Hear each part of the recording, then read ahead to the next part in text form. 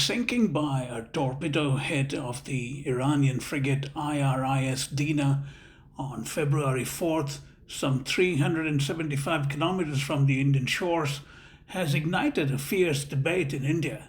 The sinking of the warship returning to Iran after taking part in a multi-country naval fleet review in India cut too close for New Delhi's comfort, both in terms of its nautical proximity as well as its political fallout for Prime Minister Narendra Modi. Although the strike happened in the international waters and reportedly after the US submarine commander warned the Iranian frigate, it has set off several questions. To understand some of the details, MCR spoke to C. Uday Bhaskar, one of India's foremost strategic and military affairs experts and a retired Indian Navy Commodore. Uday Bhaskar. Welcome to Mayank Reports. Uday, it's always a great pleasure to have you. Ditto, Mayank. I always look forward to being invited by you. Uday, how common or normal is it for a nuclear submarine from any country, let alone from the US, to be essentially brushing past about 200 nautical miles or 370 kilometers to the exclusive economic zone? Is that a common occurrence? Number one, nuclear-powered submarines are a very rare kind of underwater platform. There are not too many of them. Only the major powers have them, as in the United States, Russia, UK, France, China, and India are the only nations that have this capability. And when they are deployed, they remain undetected. Generally, and this is a thumb rule, they do not come very close to the coastline of any other country unless there is an overwhelming operational need. So in the specific instance that we are talking about, which is the sinking of the Iranian ship, the IRIS Dena, by the United States using an SSN, which is the nuclear propelled submarine, at a location which is approximately 30 nautical miles in Sri Lanka's exclusive economic zone. So it's very proximate. Whether you say it was 20 nautical miles or 40 nautical miles, it's a very small kind of difference, in the maritime domain. So that is unusual. Unless there is, as I said, an overwhelming tactical operational need. And in this case, it appears that the United States found it necessary or came to a determination that they would acquire this Iranian ship and neutralize it, which is to say sink it, by using a torpedo.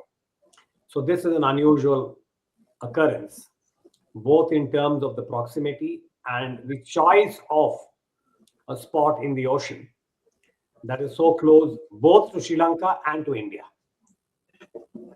Is it then, are you saying clearly that nuclear submarines are not detectable, period?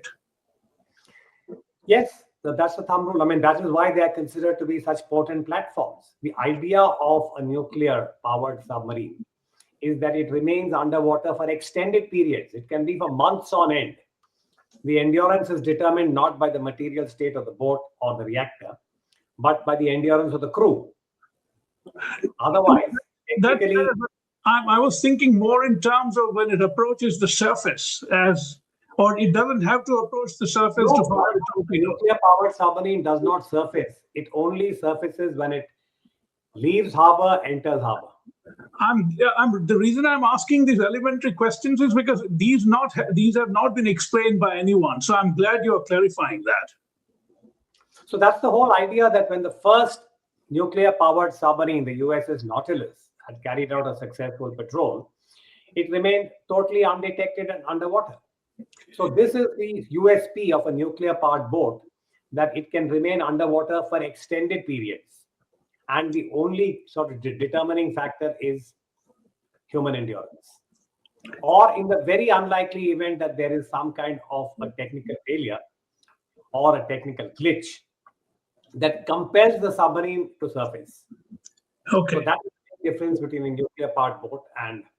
And it could have fired a torpedo from any depth. Say again? It could have fired its torpedo from any depth? Well, technically, the torpedo will be fired only when you have acquired the target. Fair enough, And but I'm thinking at what depth should it be? well, basically, it should be at a depth that would ensure that contact is made. If you go too deep, you have to traverse water, which means that is three-dimensional. Right. You have to traverse a certain length. You also have to surface to be able to hit the surface ship, because the surface ship will only have a draft of between 3 to 5 meters, depending on the size of the ship. So therefore, the submarine has to be launched at such a depth that it can both traverse the longitudinal, the x-axis, and also the y-axis to be able to reach that particular height. So that's a very calibrated kind of a decision. So in this case, I'm sure the US submarine would have found the appropriate depth to make sure that the target was acquired and the torpedo made contact and the ship sank. So it was successful, but also historically, I think the US Secretary of War, Mr. Hegseth, made this point that it's after 1945, the end of World War II, 2026. So we are talking of almost 81 years in terms of the use of a torpedo by a US submarine. Because the last time there was such an exigency was in the Falklands War of 1982. And Right. knowing your mind, it's quite possible that you covered that war. You're like Rip Van Winkle. There's no war that you have not covered. Unfortunately, fortunately not. But I'm glad. The Royal Navy, UK used a submarine at that time against Argentina. But which is why I said the use of SSNs is a rare occurrence. That's my point. Yeah. Now, it's an interesting segue you gave me. I was going to ask you about the fact that it's for the first time in 81 years that a torpedo was used. How do you read? Is there any particular significance to that, or just an operational detail? No, it's an operational detail, meaning that if you have a capability, you decide when to use it. Okay. We just said earlier on that only 6 nations have nuclear-propelled underwater platforms. Within that, the United States leads the pack. Right. The United States has only nuclear-powered submarines. Other countries have diesel submarines because they cannot afford to have only nuclear submarine, nuclear-powered. And the SSN of the United States is in a class by itself. It's a very lethal platform. And any country uses military capability on an as-required basis. So in this particular case, clearly, President Trump and his team came to a determination that they would pick up an adversary, an enemy ship in the Indian Ocean. Did they need to do it? My reading is perhaps not. But then I'm not privy to the intelligence that the United States has. Maybe, and this is my conjecture, they could say that they had received intelligence that the Iranians are going to use this ship to pick up an American asset in the Arabian Sea. And therefore, they had to neutralize it. Anyway, this is actually not a point that we can really question, because at war, any enemy ship, I'm talking about the naval maritime domain, is a legitimate target. Right. So nobody, personally, I would say that one cannot question as to was the US, within its rights, as it were, in the conduct of war to carry out this torpedo attack. The short answer is yes. Yeah, just one last technical detail before I get into a broader picture. The Dena was a 1,500-ton frigate. Typically, how long does it take for a vessel like that to sink fully? Oh, that's an interesting question. Much depends on the extent of the damage. Okay. Suppose a boat is hit by multiple torpedoes. There are cases where ships have been struck by more than one torpedo, in which case the rate of sinking is much faster.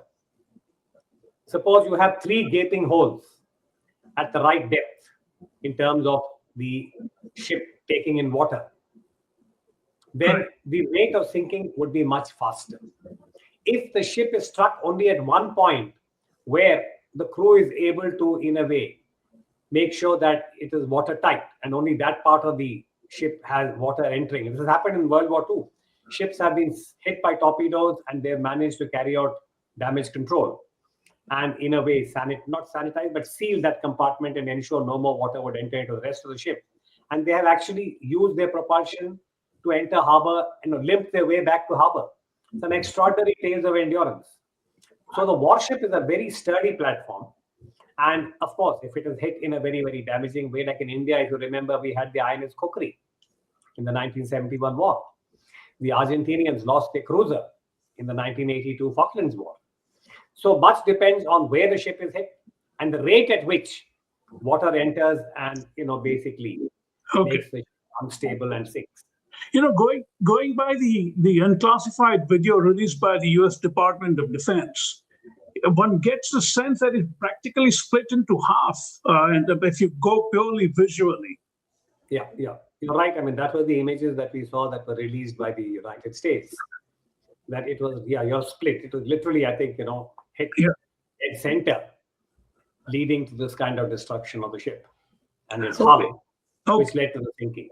And just the final question about that part, as a sailor of great standing yourself, you were there in the Navy for 37 years, I think, right? Yes, I was. Describe to me what goes through a sailor's mind. I know it's difficult for you to speculate on that, but something like that happening at sea, what happens? Again, I can only speculate, conjecture, because my own experience at sea has been limited. I never took part in a war. For India, the big naval war was 1971, and we were under trainees at that time. I had just joined the Navy, but I do know from talking to colleagues and those who were part of the 1971 war and who were on the cookery. As a matter of fact, I had course-mates, my contemporaries, who were midshipmen, sub-lieutenants at that time on board the cookery.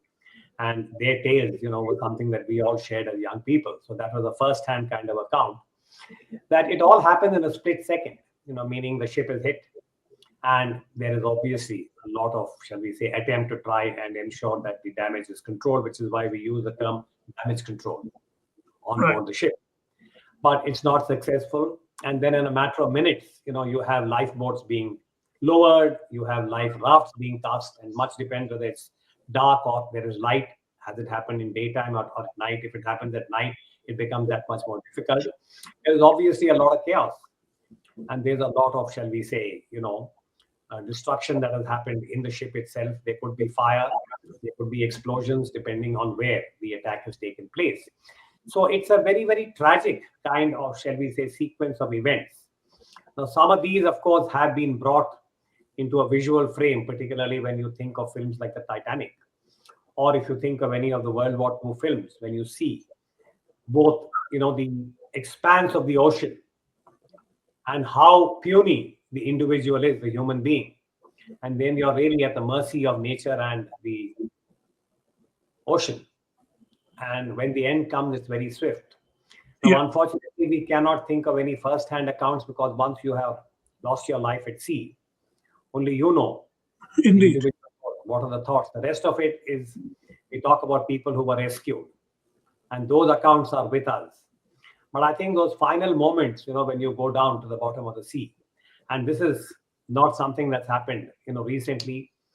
For centuries, ever since the human species has endeavored to cross the oceans, ships have been sunk by natural disasters, by storms, or by human intervention, which is to say that warlike activities have led to ships being sunk, and many lives have been lost. It's tragic. It's also epic at one level, when you think of how the human lives can be lost at sea. Yeah. To broaden a bit, do you think the U.S. Navy should have, or indeed did give its Indian counterpart any heads up on the presence of the submarine? Or I'm not saying they're obliged to, but do you think they should have? No, again, let me sort of try and attempt a nuanced response. Number one, no submarine, no Navy is going to give the adversary a heads up. You're at war. So the submarine commander would have been given instructions to pick up, the target. Every Iranian ship is a legitimate target. The submarine would have definitely been given inputs. There would be other agencies in the United States military tracking the ship. So that information would have been made available. And the entire US network that was engaged in this operation from the headquarters at different levels would be aware.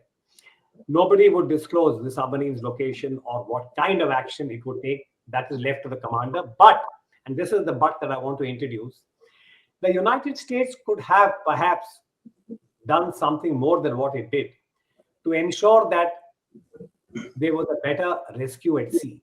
More lives could have been saved. That is my limited point. No. But I think you perhaps misheard. I was not saying they should have alerted the Iranians. I'm saying they should have perhaps given heads up to India, given that we do not tire of talking about the 21st century's most important strategic relationship between the two countries. No, That's what I was. you're right. There's a lot of dismay in India about the fact that India was, surprised. The Iranian ship was a guest. We had the international fleet review, and the optics for the Modi government were not looking good at all. And yes, there's been a lot of dismay. The opposition parties have also made very strong statements about this. But objectively, keeping the politics aside, I would say that definitely for India, this was a setback in terms of, shall we say, the optics of the whole event. For the United States, an operation of this nature, would they have shared this information with India? Unlikely. Submarine operations are very confidential, very secret. Only the submarine commander and his immediate vertical would know about the operation. So I think it would be unfair to say that the United States should have informed India, because then the onus on India becomes even more difficult. Suppose hypothetically the Indian government or the Prime Minister was informed. What does he do? Can he inform Iran? Does he keep it with himself? So I think this is not a probable situation. Yeah. My sense is that India was not in the loop. Indeed. I have no smoking gun. But I repeat this point that after the submarine had discharged its ordnance, the torpedo, and the ship was sinking, the United States had the ability to ensure that the distress signals were picked up in a more enabling manner. In this case, if you remember the sequence of events, it was the Iranian ship that put out the distress signal as they were sinking. That was picked up by various agencies, including Sri Lanka and India. And because it was closer to Sri Lanka, the Sri Lankan Navy was the first to respond. And in turn, they coordinated some activities. But I personally am of the view, I've said this in print when I wrote about this, that perhaps the rescue effort could have been more nimble, could have been more collective, and could have been more empathetic. Right. And I believe that more lives would have been lost. Yeah.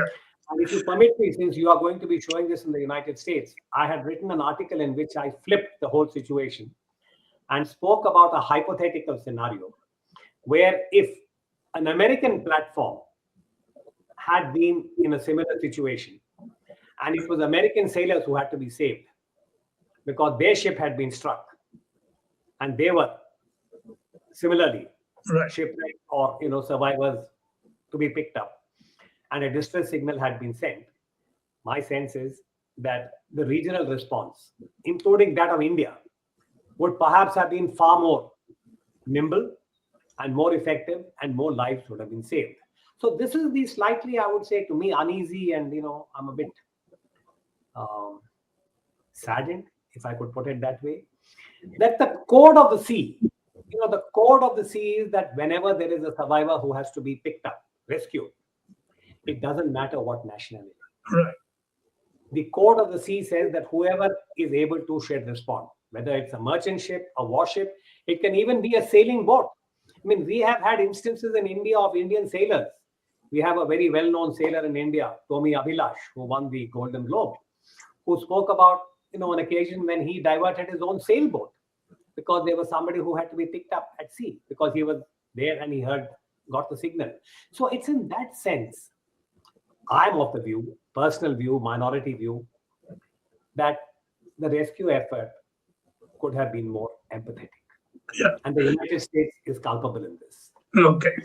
To conclude, we now know that India has indeed given refuge to another warship at Kochi, which is at Kochi right now. That's what I heard and read.